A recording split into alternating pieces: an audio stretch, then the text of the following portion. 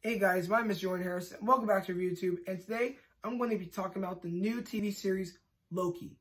Now, Loki, the God of Mischief, he has his own TV series, and this is reflecting how this TV show will be connecting with Avengers Endgame because of Loki's huge effect in the multiverse, creating a huge loop in time where the time branch just got wonky in the multiverse, making things going wrong. So this means for the TVA, which stands for the Time Variance Authority, Loki gets arrested for his crimes by making time mess up, and he has to pay the consequences, which means he will have to team up with the TVA to make sure everything goes in the right exact time period, which means no mistakes. It has to be absolutely correct. And I just think it's pretty well done how they do it, because this show will connect with other movie projects such as Doctor Strange and the Multiverse of Madness and Spider-Man No Way Home, which will feature the Spider-Verse, because I predict the Spider-Verse is connected to the multiverse, because the multiverse, it's more of a huge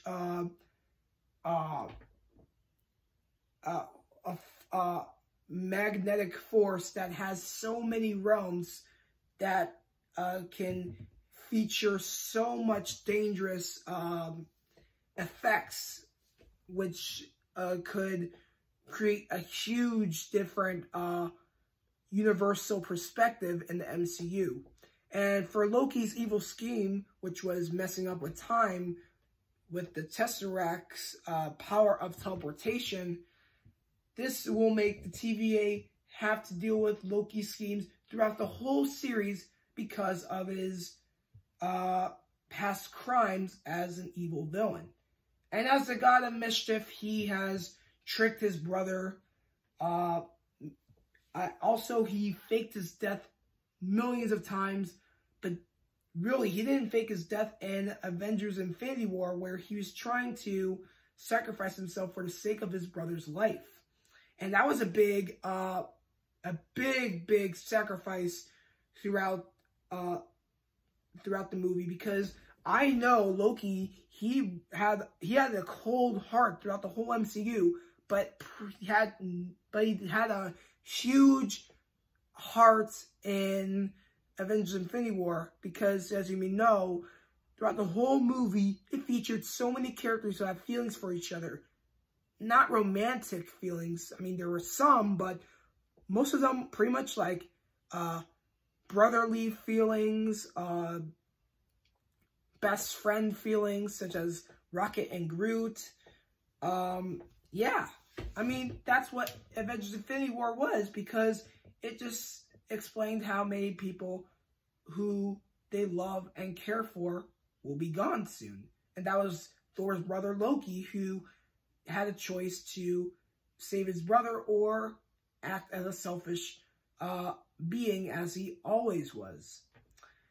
So, as you can see from the MCU's perspective of Loki, they're making him into an official anti-hero for his hard work in Thor Ragnarok, where they had to defeat Hela alongside Valkyrie, Hulk, and Thor. It was huge, where he took the crown of Searcher and the Eternal Flame to bring that Searcher, but also have the Tesseract's power mixed with the Eternal Flame and Searcher's big crown. So yes, Loki did so many heroic things, even though he was a huge villain in Marvel Phase 1. In Marvel Phase 2, he was almost getting a little bit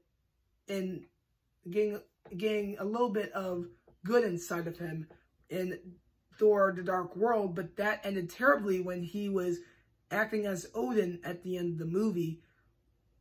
Because as you may know, Loki is a huge trickster, a huge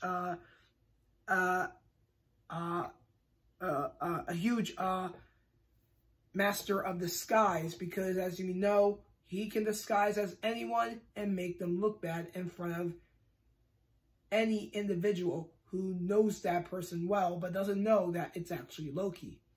So yes, Loki has been through many schemes, but did many heroic effects for many Avengers who were not asking for any help. I mean, just Thor, because Thor knows Loki well, Loki knows Thor well. He's the only Avenger who can really have a good bond with him, because as you already know, they're brothers, and most brothers have a bit of an argument, but still can work together as a team and become good friends. I mean, for Loki, I think he doesn't realize how much he has acted good, because we always know that he enjoys people suffering and dying and all the other stuff.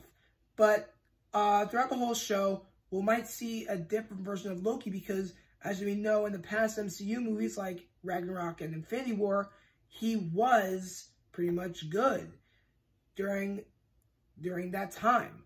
But during the past movies, like I said, further in the past, he was super bad, manipulative, resentful, everything.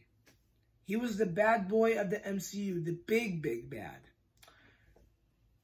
But since he was doing a big scheme, which was messing up with time, he might be able to help the TVA, but may betray them because he's still the evil Loki. So yes, this is my review on the Loki TV series, mostly about how the first episode was escalating to its actual plot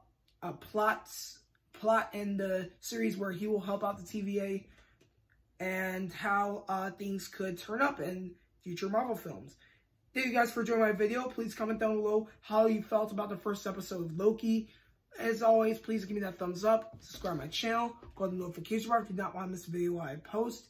Thank you guys for joining me. Take care, and I'll see you next time. And I hope you guys enjoy the Loki TV series as much as I do.